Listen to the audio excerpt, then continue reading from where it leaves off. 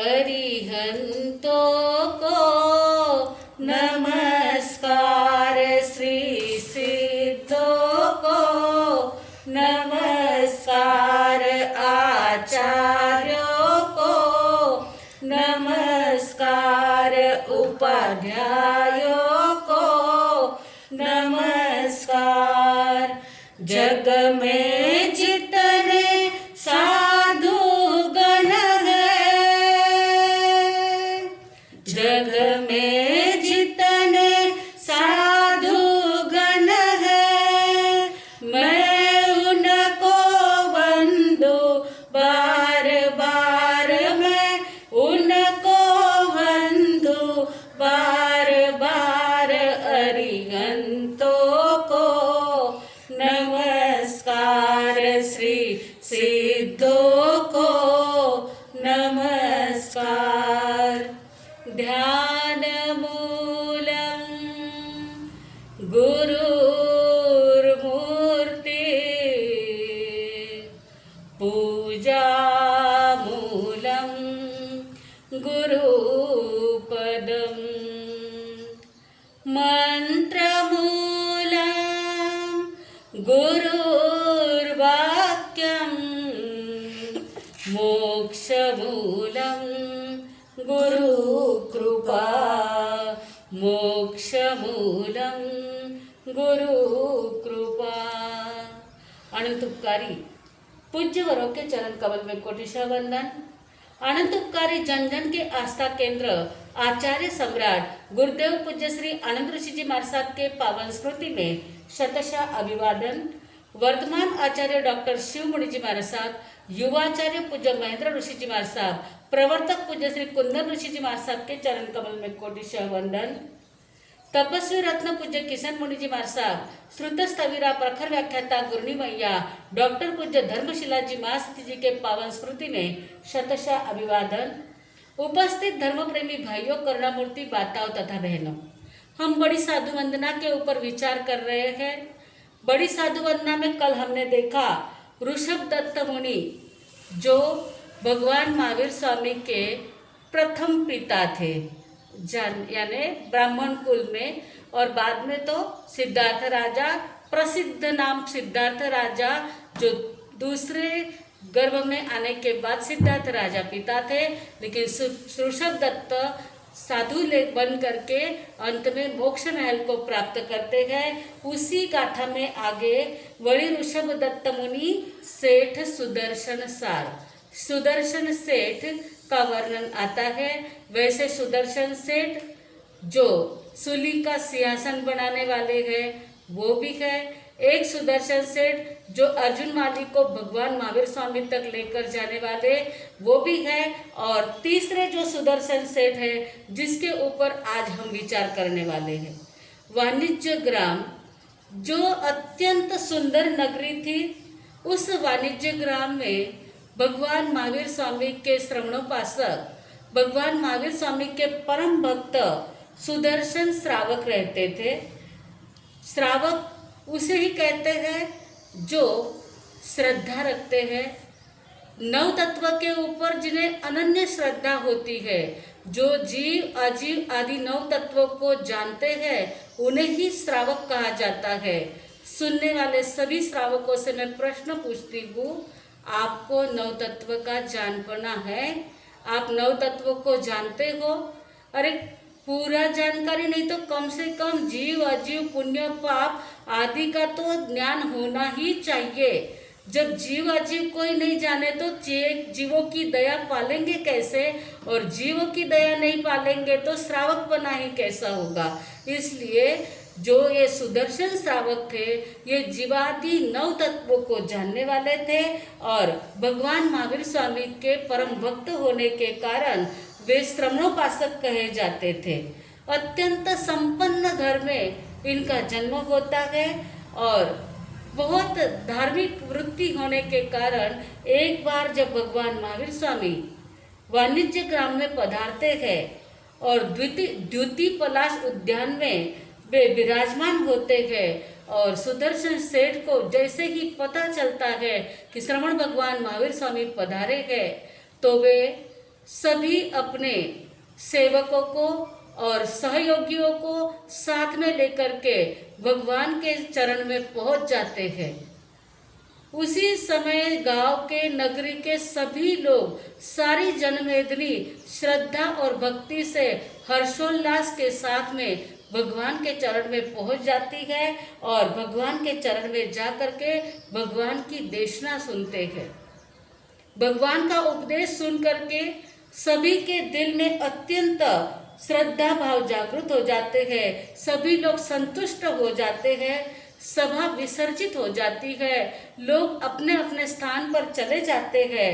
परंतु सुदर्शन श्रावक जो जीवादि नौ तत्व का जानकार था, उसे जैसे पता चलता है कि जीव तत्व और जीवों में किसी की उम्र कितनी, किसी का आयुष्य कितना है, ये सारा जब पता चल जाता है तो उनको एक प्रश्न हो जाता है। कभी कभी पढ़ते पढ़ते प्रश्न हो जाते हैं। साधु संतों के पास पहुंचने के बाद उसका समाधान हो सकता है।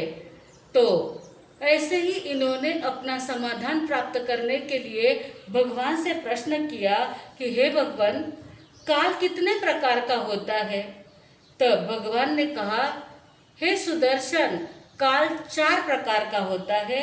एक प्रमाण काल, दूसरा यथा निवृत्ति काल, तीसरा मरण काल और चौथा अद्धा काल। अब केवल नाम से तो कुछ ध्यान में नहीं आता है। तब भगवान कहते हैं कि हे सुदर्शन, प्रमाण काल उसे कहते हैं कि दिन और रात, जिससे दिन, रात, वर्ष आदि का प्रमाण जाना जाए, उसे प्रमाण काल कहते हैं। वह भी 2 प्रकार का होता है, दिवस प्रमाण काल और रात्रि प्रमाण काल। आप तो ये सब कुछ जानते हैं। दिवस प्रमाण काल और रात्रि प्रमाण काल में 4 प्रहर होते हैं। जैसे पोर्शी प्रहर यानी पोर्शी, सुबह सूर्योदय से पोर्शी कब आती है यह जानना बहुत ज़्यादा आवश्यक होता है। तो पोर्शी का काल जो होता है उसे प्रहर कहते हैं। पूरे दिन में 4.5 मुहूर्त यानी पूरे दिन का जो सब प्रहर होते हैं, 4 प्रहर दिन के, 4 प्रहर रात के होते हैं और 1 प्रहर उत्कृष्ट 4.5 मुहूर्त का होता है। 1 प्रहर उत्कृष्ट यानी ज़्यादा से ज़्यादा, जब दिन बहुत बड़ा होता है, अब बड़े दिन चलते हैं तब आप अपना कहते हैं ना, अगर घना मोटा दिन है, तो जब बड़े सबसे बड़ा दिन जब होता है उत्कृष्ट, ज़्यादा से ज़्यादा 4.5 मुहूर्त का होता है। 1 मुहूर्त यानी 48 मिनट, सामयिक करते हैं उनको पता चलेगा। 1 मुहूर्त यानी 48 मिनट और जब दिन सबसे बड़ा होता है तो वह 4.5 मुहूर्त का होता है और जगन्य 3 मुहूर्त का, दिन जब सबसे छोटा होता है तो 3 मुहूर्त का प्रहर होता है।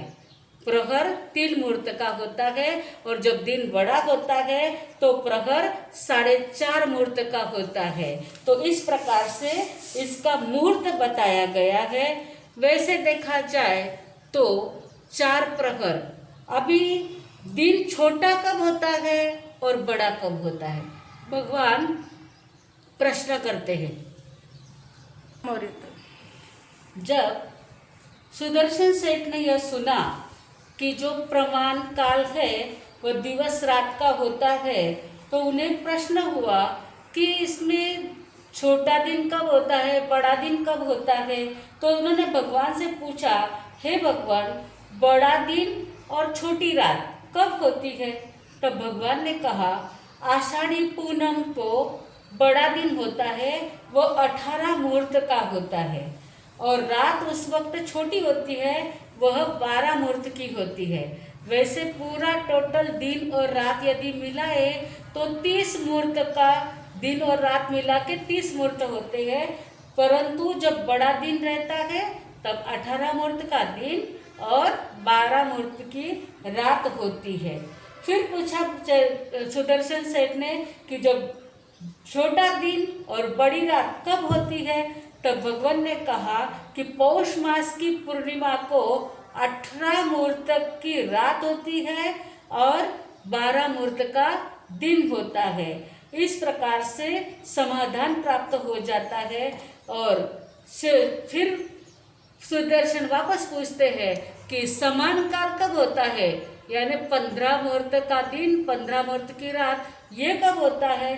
तो भगवान कहते हैं चैत्री पूर्णिमा और अश्विनी पूर्णिमा के दिन रात और दिन समान ही होते हैं। इस प्रकार से उनको प्रमाण काल समझाया जाता है और सुदर्शन सेठ इस प्रमाण काल को समझ जाते हैं। फिर दूसरा काल जो यथा निवृत्ति काल है उसको समझाते हुए भगवान कहते हैं 4 गति के जो जीव है, जिस गति में जितना आयुष्य, जिस गति का जितना आयुष्य बांध करके लाया हो उतना आयुष्य उसे जो भोगता है, उस भोगने का जितना काल है उसे यथा निवृत्ति काल कहते हैं। जैसे समझो कि अपना आयुष्य 100 साल का है तो 100 साल पूरा होवे तब तक का वो यथा निवृत्ति काल है।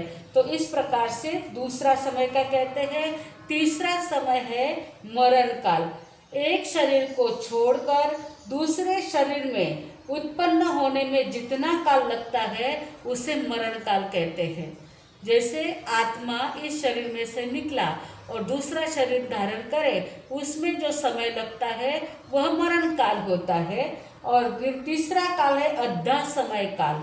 वह अनेक प्रकार का होता है। उसमें एक समय से लगाकर अवलिका, पल आदि, उत्सर्पिणी अवसर्पिणी काल तक सागरोपम, पल्योपम, सागरोपम, उत्सर्पिणी, अवसर्पिणी सभी प्रकार के काल आ जाते हैं। हमें बहुत बार प्रश्न होता है ये पल्योपम सागरोपम क्या होता है, ये पल्योपम क्यों कहते हैं? तो इसमें जैन तत्व प्रकाश में जो सिद्ध भगवान का वर्णन जहाँ किया गया है वहाँ पर जो इस प्रमाण का सागरोपम का प्रमाण बताने के लिए एक समय से लगाकर सागरोपम के समय तक का वर्णन कहा हुआ है। तो समयोचित यहाँ जान करके हम वह भी कह देते हैं कि वर्ष, पल्योपम और सागरोपम का परिमाण जानने के लिए सबसे पहले हम समय को देखेंगे। एक आँख का पलकारा गिरने में असंख्यात समय बीत जाते हैं। ऐसे असंख्यात समयों की एक अवलिका होती है। 4480 अवलिकाओं का एक श्वासोश्वास होता है। जो निरोगी पुरुष श्वास लेता है तो वह 4480 अवलिकाओं का एक श्वासोश्वास होता है। 3773 श्वासोश्वास का एक मुहूर्त होता है। एक मुहूर्त यानी 2 घड़ी यानी 48 मिनट। 30 मुहूर्त की एक अहोरात्रि होती है। 30 मुहूर्त का एक अहोरात्रि यानी दिन और रात होता है। 15 अहोरात्रि का एक पक्ष होता है। 2 पक्ष का एक महीना होता है। 2 महीने का एक ऋतु होता है। 3 ऋतुओं का एक आयन होता है। आयन यानी उत्तरायण, दक्षिणायन। ये 2 आयन का एक वर्ष होता है और 5 वर्ष का एक युग होता है। 1 योजन लंबे, अभी पल्योपम का माप कहते हैं, 1 योजन लंबे, 1 योजन चौड़े, 1 योजन गहरे गोलाकार गड्ढे में देवकुरु उत्तरकुरु के मनुष्य के एक दिन से लेकर 7 दिन के बालक के जन्म यानी तुरंत के जन्मे हुए बालक के बाल के अग्रभाग इतने छोटे कि इतने बारीक किए जाते हैं कि तीक्ष्ण शस्त्र से भी उसके दोबारा 2 भाग नहीं हो सकते, 2 टुकड़े न हो सके। ऐसे टुकड़े को इस 1 योजन लंबे चौड़े गहरे गड्ढे में ऐसे ठूस के भर दिए जाते हैं। ऐसे ठूस दिए जाते हैं कि चक्रवर्ती की सेना भी उसके ऊपर से निकल जाए तो वे दबते नहीं है, इतना ठूस के भरे हुए होते हैं। और फिर उस गड्ढे में से 100 वर्ष के बाद एक टुकड़ा निकाले। सोचो, 100 वर्ष के बाद एक टुकड़ा निकालने के बाद ऐसे एक एक बालाग्रह निकलते जाए। ऐसे गड्ढा जब खाली हो जाता है, एक भी बाल उसमें नहीं शेष रहता है, उतने वर्षों का एक पल्योपम होता है। वो 1 योजन का गड्ढा प्याले के जैसा वो आकार, इसलिए उसको पल्योपम कहते हैं। तो वह ऐसे पल्योपम, एक पल्योपम ऐसे 10 करोड़ को 10 करोड़ से गुनने के बाद 10 करोड़ा पल्योपम का एक सागरोपम होता है। 10 करोड़ को 10 करोड़ से गुनने के बाद 10 करोड़ी पल्योपम का एक सागरोपम होता है। ये सब सागरोपम और पल्योपम का सुनने के बाद आपको और हमको सबको प्रश्न होता होगा कि क्या इतना आयुष्य कोई भोग के आए क्या?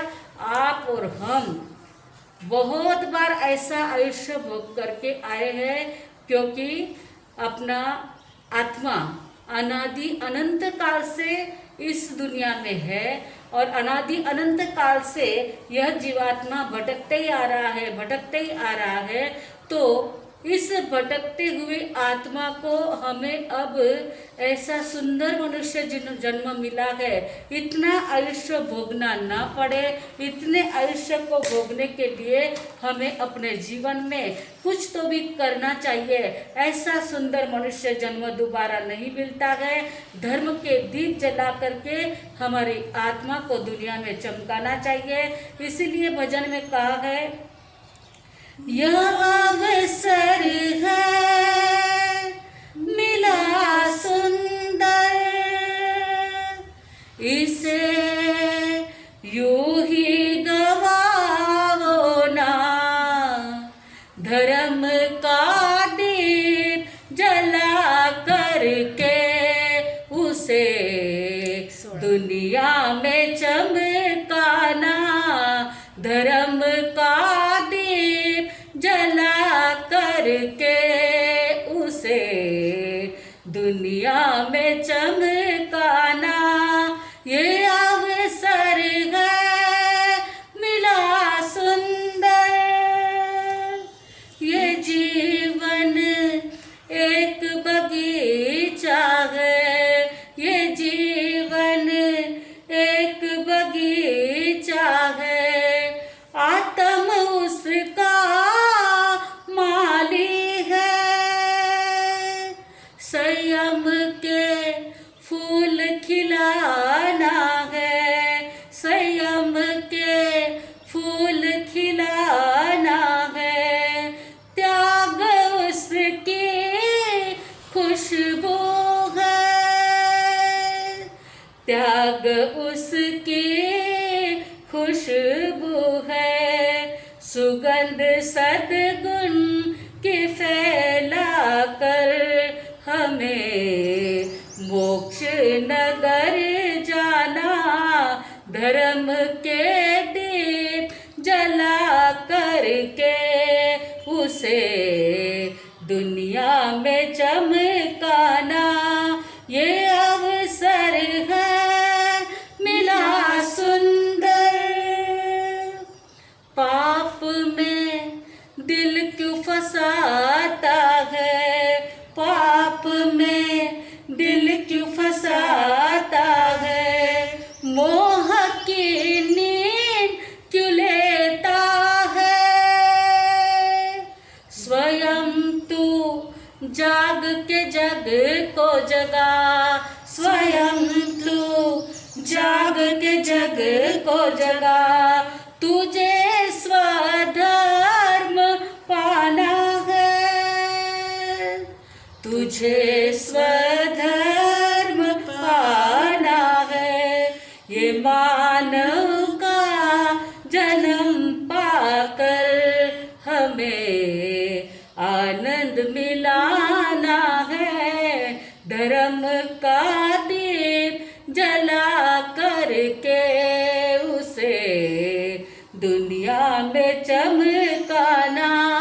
ये अवसर है मिला सुंदर, जीवन को सत्य पथ पथ पे चला, जीवन को सत्य पथ पे चला, आत्म शांति को पाना है। अरे अब होश में तू आ जा, अरे अब होश में तू आ जा, ये 4 दिन की जिंदगानी है, ये 4 दिन की जिंदगानी है।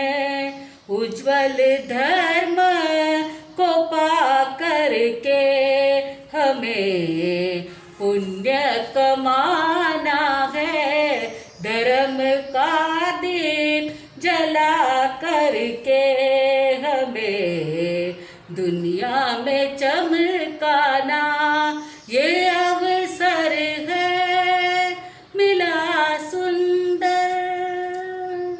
ये मनुष्य जन्म और उसमें भी आयुष्य कम और निर्जरा ज़्यादा हो सके, ऐसी कुंडे में रत्न जैसी जिंदगानी आपको हमको प्राप्त हुई है। जब सुदर्शन सेठ पूछते हैं भगवान को, भगवान ऐसा सागरोपम पल्योपम इतना बड़ा बड़ा लंबा आयुष्य किसी ने भोगा है क्या? कोई ऐसा आयुष्य भोग करके आए हैं क्या? तो भगवान ने कहा कि यह एक उदाहरण के द्वारा ही मैं आपको समझाता हूँ। हस्तिनापुर नगरी में बल नाम का राजा था, उसकी प्रभावती नाम की पत्नी थी। प्रभावती ने एक सुंदर स्वप्न देखा और स्वप्न में उसने सिंह देखा। सिंह को देखकर वह जागृत हो जाती है और अपने पति के पास में जाकर के कहती है कि मैंने आज सिंह को देखा जो मेरे मुंह से मेरे अंदर में वह प्रवेश कर रहा था।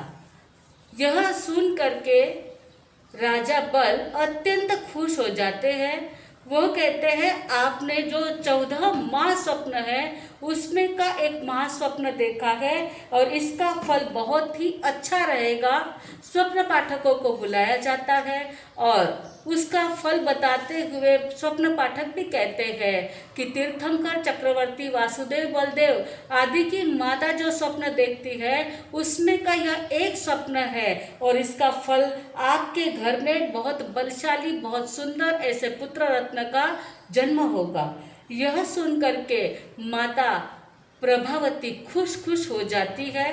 अब महाबल कुमार एक पुत्र को जन्म देती है और उसका नाम रखते हैं महाबल कुमार। उसका 8 उम्र लायक होने के बाद 8 राजकन्याओं के साथ में उसका विवाह कर दिया जाता है। वह भी प्रकृति से अत्यंत धार्मिक वृत्ति का था। नगरी के अंदर हस्तिनापुर नगरी में जब धर्मघोष आचार्य पधारते हैं तो यह महाबल कुमार उनकी देशना सुनने के लिए जाता है। धर्मघोष आचार्य जब देशना देते हैं यह सुन करके उसको यानी महाबल कुमार को वैराग्य आ जाता है और वे धर्मघोष आचार्य के पास में दीक्षा लेने के लिए तैयार हो जाते हैं। अब सहस्त्राम्र वन के अंदर उनकी दीक्षा हो जाती है और वे दीक्षा लेकर के सामयिक से लेकर 14 पूर्व तक का ज्ञान प्राप्त करते हैं। 12 वर्ष तक कठिन तपश्चर्या करते हैं और अंत में 1 मास का संथारा लेकर के वह अपना आयुष्य पूर्ण करके 5वें ब्रह्म देवलोक में जाते हैं, जहाँ का आयुष्य 10 सागरोपम का होता है। और आयुष्य पूर्ण होने के बाद सुदर्शन के रूप में उसका जन्म होता है। हे सुदर्शन, जो तू अभी मेरे सामने खड़ा है। सुन करके सुदर्शन भी चिंतन में पड़ जाते हैं। मैं स्वयं 10 सागरोपम का आयुष्य भोग करके आया हूँ। वे चिंतन में लग जाते हैं। चिंतन करते करते वे अपना पूर्व भव प्रत्यक्ष रूप से देखने लग जाते हैं और वे पूर्व भव को देखते देखते उनको जाति स्मरण ज्ञान हो जाता है। जाति स्मरण ज्ञान में अपना पूर्व भव देख करके वो तुरंत भगवान के पास में संयम लेने के लिए तैयार हो जाते हैं और दीक्षा ले लेते हैं। दीक्षा ले करके वे संपूर्ण कर्मों का क्षय करके सिद्ध, बुद्ध और मुक्त हो जाते हैं। ऐसे सिद्ध, बुद्ध, मुक्त होने वाले सुदर्शन मुनि को हमारे बार बार वंदन नमस्कार है।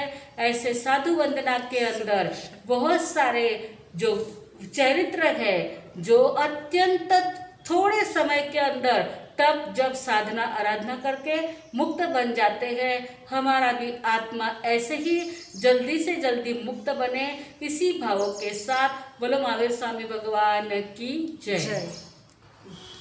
जो सुदर्शन सेठ का मैंने कहा, वह सुदर्शन सेठ ये पता नहीं है कि एक ही सुदर्शन सेठ के जीवन में अर्जुन माली का प्रसंग, अभया रानी का प्रसंग आया है और अंत में ये दीक्षा लेकर के मोक्ष में जाते हैं, या तीनों सुदर्शन सेठ अलग अलग हैं। ऐसा डिटेल में पूरा सुदर्शन सेठ का वृत्तांत मेरे पढ़ने में नहीं आया है, तो पता नहीं है तीनों सुदर्शन सेठ अलग है या एक ही है, परंतु अलग अलग जगह पे अलग अलग वार्ताएं मिलती है, अलग अलग कहानियां मिलती है। तो ये परफेक्टली नहीं कह सकते हैं ये तीनों एक है या तीनों अलग है। अब आज के सवाल, आज के प्रवचन की श्रृंखला के 3 प्रश्न।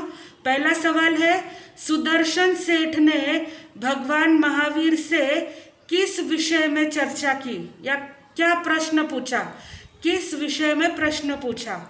सुदर्शन सेठ ने भगवान महावीर से किस विषय में प्रश्न किया, यह पहला सवाल। दूसरा सवाल है, सुदर्शन सेठ ने महाबल कुमार के भव में किसके पास दीक्षा ली। सुदर्शन सेठ ने महाबल कुमार के भव में किसके पास में दीक्षा ली, यह दूसरा सवाल है। तीसरा सवाल है, महाबल कुमार का आयुष्य पूर्ण करके कहाँ गया। महाबल कुमार आयुष्य पूर्ण करके कहाँ गए, यह तीसरा सवाल है। आपको फॉर्मेट रूप में सवाल आ जाएंगे, उसी रूप में आपको जवाब देना है। यह आज के प्रवचन के प्रश्न है। अब जो साप्ताहिक प्रश्न लिया था, पहली गाथा पर 5 सवाल पूछे गए थे, उन 5 सवाल के जवाब तो हमने दे दिए थे ग्रुप में डालने के लिए, लेकिन किसी को अगर नहीं समझा हो तो मैं आज अभी यहाँ पर आपको 5 सवालों के जवाब बता देती हूँ। आप अपने सवाल के साथ उसको टैली कर लेना और कितने मार्क्स है आप लिख कर रख लेना। पहला सवाल था, एक भावना का नाम लिखो, एक भावना का नाम बताओ। तो दूसरी लाइन में पीछे से तीसरा शब्द आता है धर्मनिशीर, तो धर्म भावना, यह एक भावना है। फिर एक आगम शास्त्र का नाम बताओ, यह दूसरा सवाल था। तो आगम शास्त्र नंदी सूत्र, यह सवाल आता है। नमो अनंत, अनंत में से न लिया है और ऋषभादिक में से दी लिया, तो नंदी बना नंदी सूत्र। फिर तीसरा सवाल था, वनस्पति काय के जीव कितने हैं।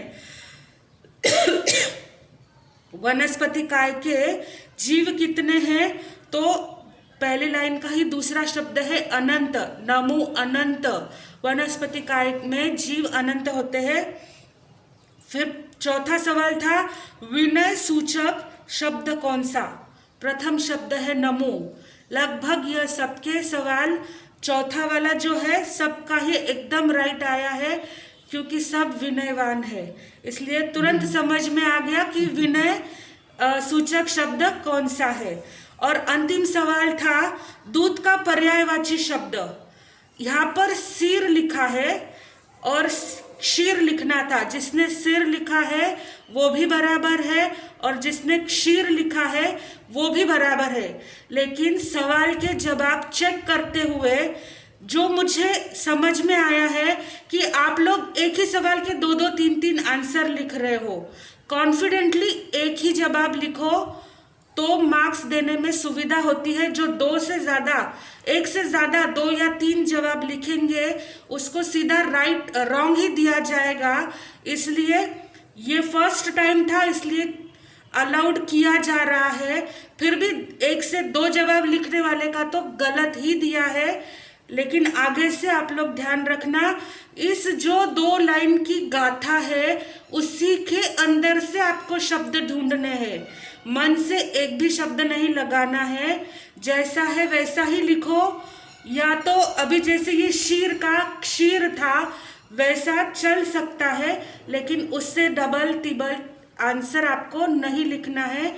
यह जो गया सोमवार था उसके पहली गाथा के सवाल के जवाब थे। शुक्रवार को आपको दूसरी गाथा के सवाल आ जाएंगे, जिसे आपको संडे तक सॉल्व करके देना है। आज के सामूहिक पचकान, भोजन के पहले 5 नवकार मंत्र गिनना, भूल जाओ तो दिन भर में 11 नवकार मंत्र कभी भी गिन लेना। और आज दिन भर में 30 द्रव्य से ज़्यादा द्रव्य नहीं लगाना, यह अलग से नियम रहेगा। बड़े महाराज साहब भी आपको पचकान देंगे। उसके बाद मंगल पाठ। भोजन के पहले 5 नवकार मंत्र गिनना, भूल जाओ तो दिन भर में 11 नवकार मंत्र कभी भी गिन लेना, तथा भोजन में 30 द्रव्य से ज़्यादा द्रव्य नहीं लगाना, दिन भर में 30 द्रव्य से ज़्यादा द्रव्य नहीं लगाना। धारणा प्रमाणे उपयोग सहित पचकान ओ श्री। गुरुदेव गुरुनिजी महाराज साहब की आज्ञा से चतारी मंगलम, अर्यंता मंगलम, सिद्धा मंगलम, साहु मंगलम, केवलीपणत्तो धम्म मंगलम। चतारी लोगुत्तमा, अर्यंता लोगुत्तमा, सिद्धा लोगुत्तमा, साहु लोगुत्तमा, केवलीपणत्तो धम्म लोगुत्तमो। चतारी शरणं पवज्जामि, अर्यन्ते शरणं पवज्जामि, सिद्धे शरणं पवज्जामि, साहु शरणं पवज्जामि, केवलीपणत्तम धम्मम शरणं पवज्जामि। 4 शरणा, दुख करना, सुख करना, आनंद करना, मंगल करना, सकल कार्य सिद्ध करना। औरन शरणों कोई जो भविक प्राणी आदरे तो अक्षय अविचल पद होए। पक्षी की सबको खमत खामना। आप लोग भी आपके अड़ोस पड़ोस सगे संबंधी को पक्षी की खमत खामना कर लेना चाहिए, तो हम हर पक्ष में पवित्र बन सकते हैं। बोले भगवान महावीर स्वामी की जय।